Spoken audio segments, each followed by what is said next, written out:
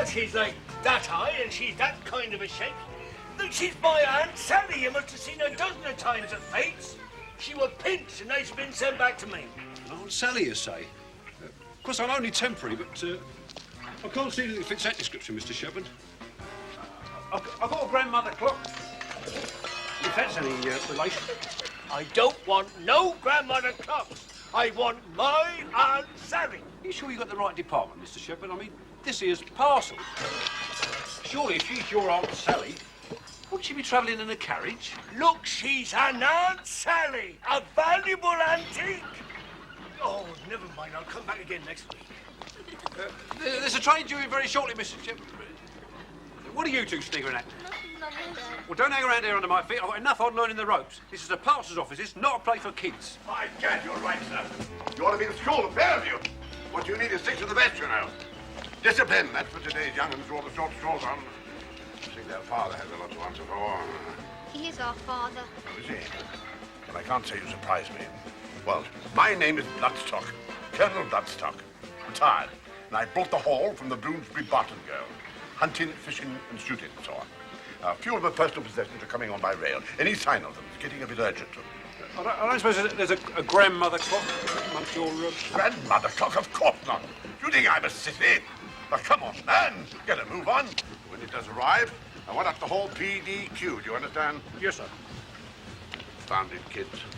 Discipline, that's what's best for them. There's a train due very shortly, Colonel. Perhaps it's... here it is now. Skedaddle, you two. I've got work to do.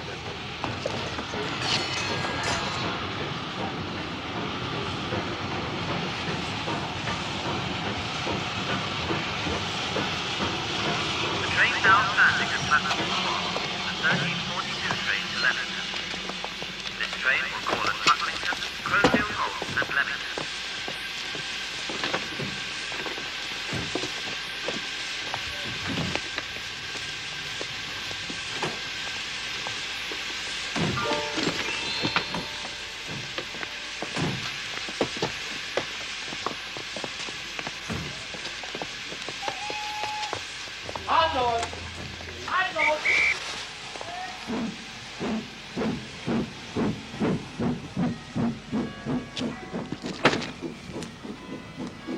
Pub shuts in 10 minutes. I'll miss my lunch.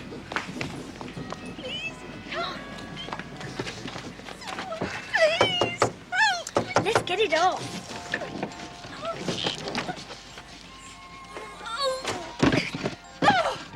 Oh, the shame of it.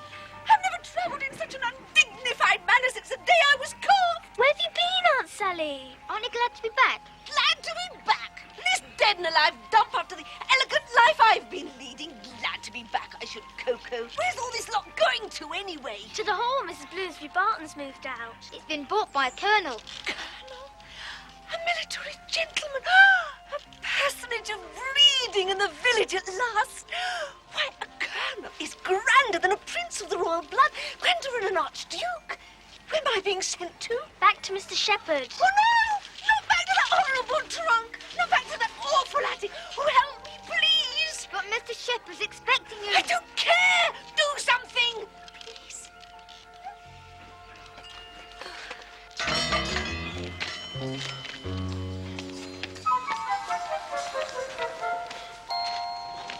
Package for you, Mr. Shepard. Oh, he must be that Auntie Alice you've been expecting. Aunt Sally. And I hope for your sake it hasn't been damaged in transit. It's a very valuable antique, this is. Plenty of people in the trade to give their right arms to... Damnation, take it! How many times have I got to tell you I don't want no grandmother clock? I want my Aunt Sally. Now take it back. Sorry, sir.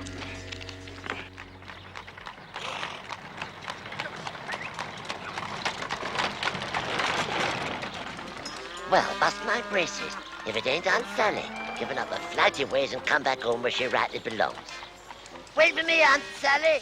Hold your horses. Leastways, hold your horse. Worzel's a-coming. Whoa up, me pretty princess. Your handsome prince is gonna... Wait! Yes, yes.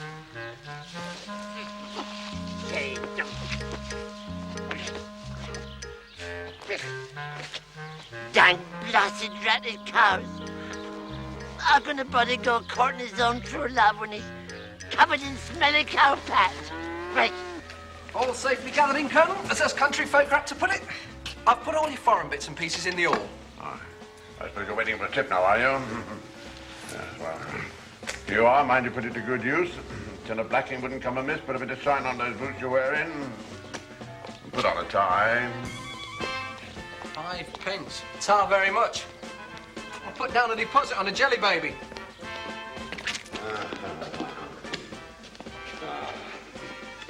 This bit it'll seem more like home once I got you, Johnny, turret about the place. Oh, you stir a few fond memories.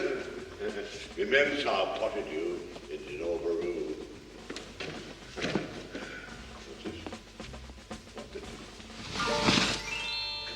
Out in bumpkin. Let me ruddy doll. Hey there! Hey there! Horse and cart, halt! You left me an article about my unit requirements. I have to signal his commanding officer. And the fellow do a recce to pick up stragglers. Damn nuisance. We better straighten up the place.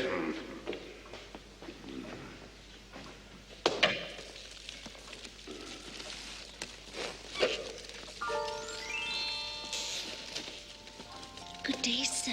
Pipe McCann, if you take a girl. A village went to you. A flippity-dippet, I suppose. Now be off with you, girl. Rule of the regiment ever since began at Men's met her doom. This tide not allowed in the mess except on ladies' night. Tain't ladies' night tonight, is it? Dunno, sir. I'm the parlour maid, sir. Begging your pardon, sir. Parlour maid? Well, I never bargained on having a parlour maid on the nominal roll. Who took you on? I comes with the place, sir. Begging your pardon, sir. I've always been here ever since I was carved. Did I say carved? Silly me. Slip of the wood. I mean, I've sort of carved a little niche here for myself. I don't know about a parlour maid. If you get on having a Batman, Johnny, or native Verawalla. I'm sure I'll suit, sir. Begging your pardon, sir. I'm just going to make you a nice cup of tea when I put my proper clothes on. I always take a chair to beg with me, Tiffin, mind you. I'm sorry, girl. Devil take it if there ain't a bloomin' wood pigeon in my rhododendron. Be off with you, Sue, or blush in the kingdom come. Go on, get out of it. My. Get out of You're a cantankerous old scarecrow, no mistake. Go on, you I'll be brute. buzzing my coot if I knows what the crowman was thinking of when he made a bad tumbled old buzzard like you. Go on, get off. Get off. Go on, get off. Go on, then. Worry yourself out in a week, so you will. Crow scaring when ain't no crows to scare. Go on.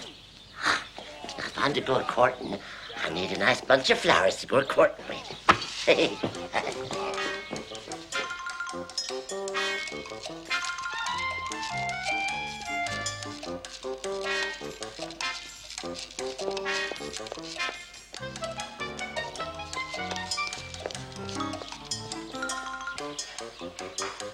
Hello, Aunt Sally. Aunt Sally, I brought you these lovely flowers, so I did.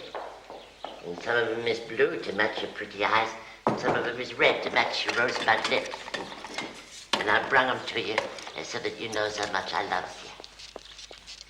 Aunt Sally, if you don't stop pretending that I ain't here, I'll chuck this pot of flowers to your head, so I will. You knows very well you can see and hear me. See you, hear you, pose you more like. You smells worse than a pigsty. No, I don't then. Cowshed maybe, but so would you smell like a cowshed if you'd fallen in a cow pat before you come here? Disgusting. Well, disgusting yourself the way you've been behaving. I come here today in all good faith for to forgive and forget, so I did. You? Forgive me? Forgive and forget what, pray? Well, about you being as daft as a pudding and running off and joining that circus and carrying on with that stupid human.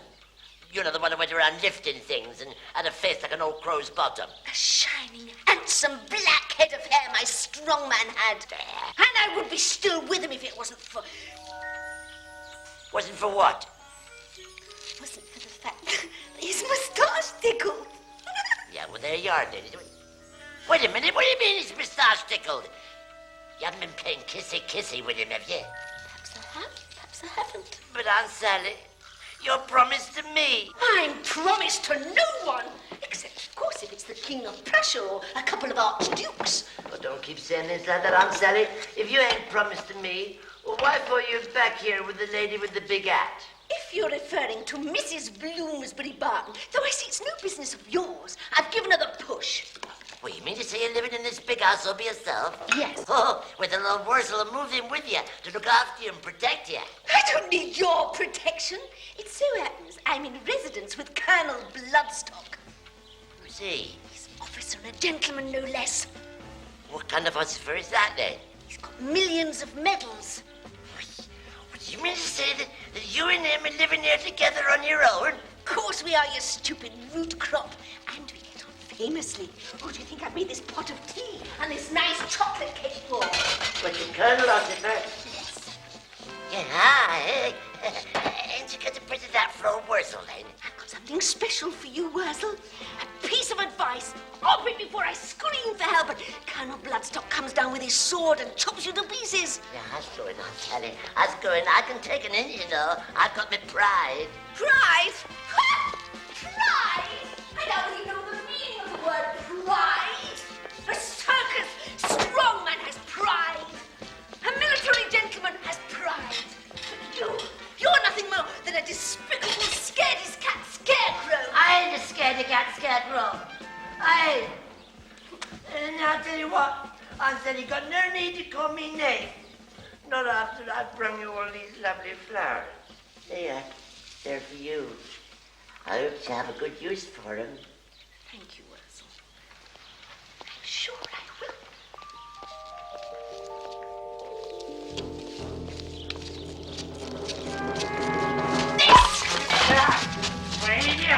Yes! There you are, you see. You're just what I've always said, a snivelling, cowardly custard. No, I ain't. I ain't a sniveling cowardly custard at all. I'll show you as a sniveling cowardly custard, Aunt Sally. I'll give that old bum pop a right telling off. You see if I don't. Well, I'm going.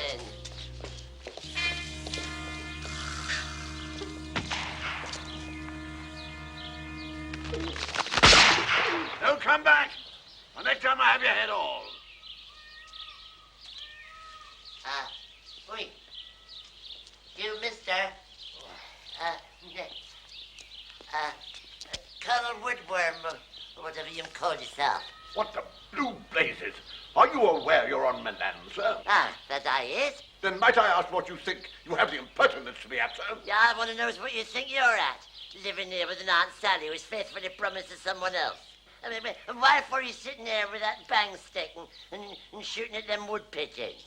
Yeah, trying to take the chocolate cake out of an honest, hard-working scarecrow's mouth, I shouldn't wonder. Scarecrow?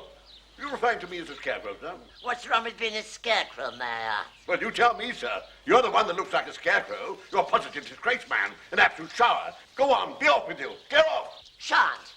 Not till I get a civil answer to a civil question. Threaten me, would you, sir? You're a confounded trespasser, sir. And a poacher, I shouldn't wonder. Now, sing your hook. Skedaddle, go on, off with you. By God, a few years' service with the colours would have made a man of you. I'd like to see how you'd stand up under fire. Yes, sir, fire. Don't say that word, sir. Please don't say that word. Not in front of old Worzel. That's a terrible word for a body to hear. No guts, that's your trouble.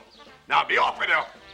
Why put a charge of buckshot in your behind? Buckshot? Yes, a charge of buckshot man. Oh. In your behind. And just remember you're dealing with business sharpshooter number 1. 5 years on the trot, never missed. Take a look at that lot. There's still plenty of room for one more. I'm going straight away, sir. And good riddance to you. I'm going straight off now, sir.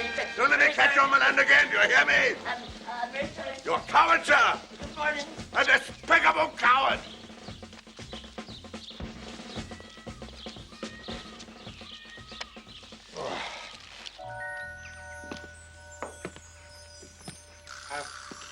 Brave, Ed Worzel.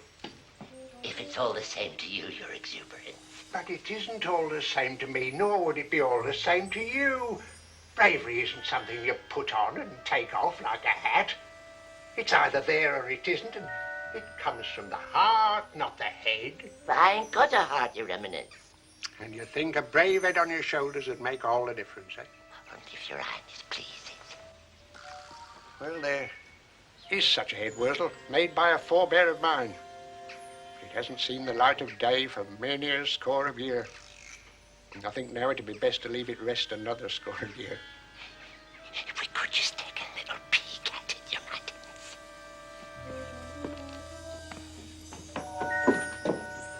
I'm pretty sure it's over in this corner here somewhere. Get these flags out of the way. Right.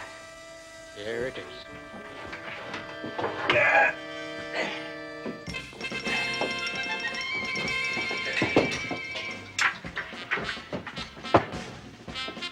Contained in here, Worzel, is a part of history. The relic of a bygone scarecrow who did his duty in a long-forgotten battlefield.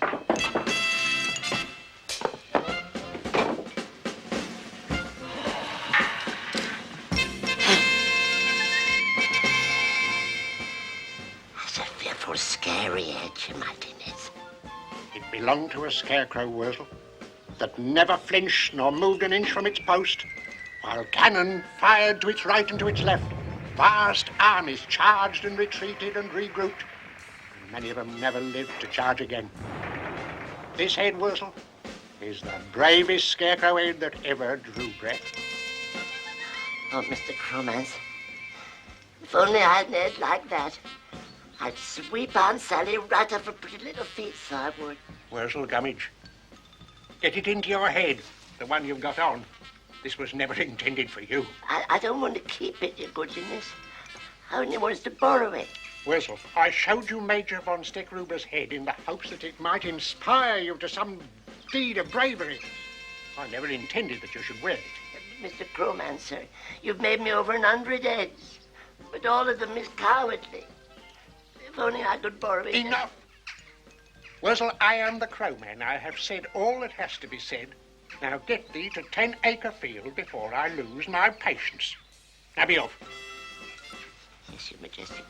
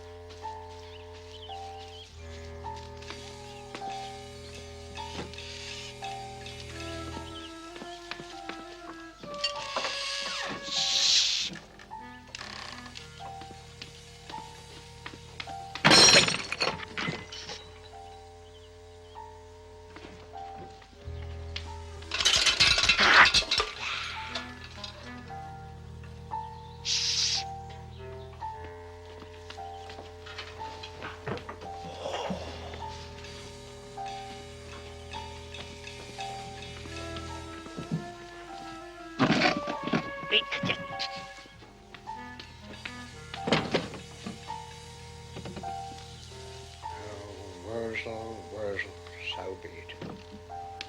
But if wear that head you must, remember, wear it well.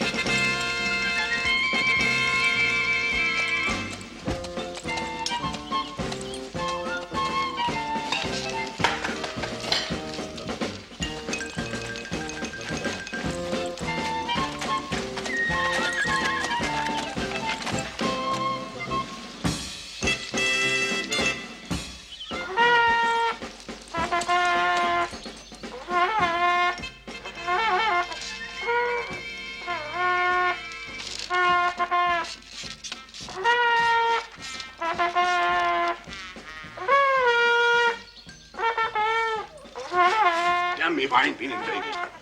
No correction. It's some yokel chappie left up so hard. Now be off with you, sir.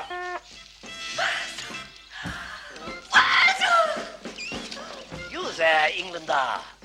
I wish to fight with you. Get that animal off the drive, you dratted lunatic. Come and see here, you dumbcock. Dumbcock? Yeah, dumbcock.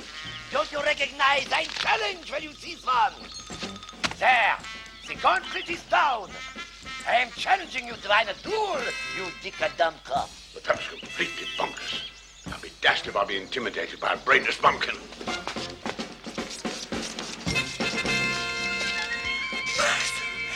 Oh, my hero!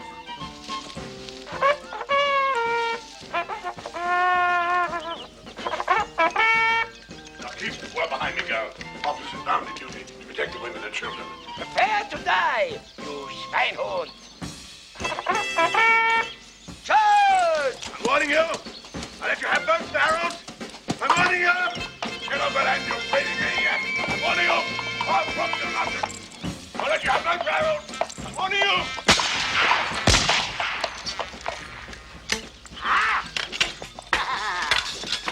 On your knees, schweinhund. Camarades, camarades. So, you give in, yeah? Anything, anything. You, Colonel, are a sniveling, cowardly gaster. Come, my Fraulein.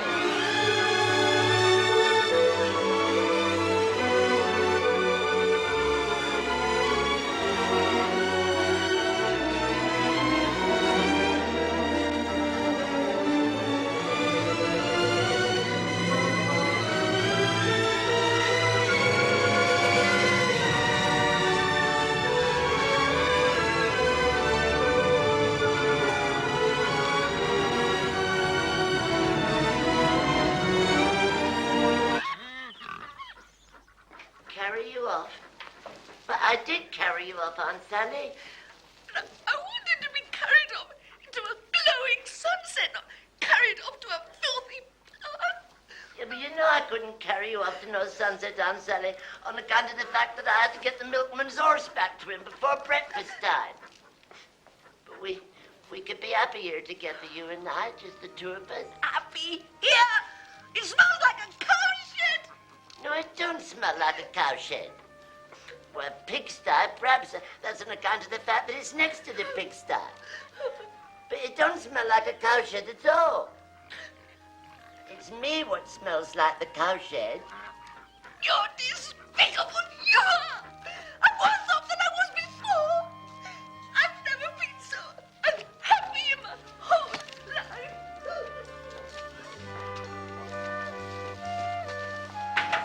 Aunt Sally, come back, please. But Aunt Sally, I's your hero. I'll take charge of that, Worzel, if you please. Oh, I'm so sorry, Your Holiness. I didn't see you there. I was just giving it a bit of a dusting. I'll give you a bit of a dusting if you don't do as you're told. Anyway, from what I've heard, you did the head no disgrace. You wore it well. I did you magnificence. But your hero, you see. Her knight in shining armor, your relevance, her champion. Bravery, Worzel, isn't just knights in shining armor. Oh, yes, it is, Your Reverence. No, Worzel, you're wrong. Bravery doesn't bring happiness. Brought me happiness, Your Worship. For a few moments, perhaps, but there's many an act of gallantry that ends in no more than a tear in a woman's eye. It don't seem right, Mr. Cronut. Don't seem right and fair. Not after all I've done for her. Bravery, Worzel, has made fools of wiser men than you.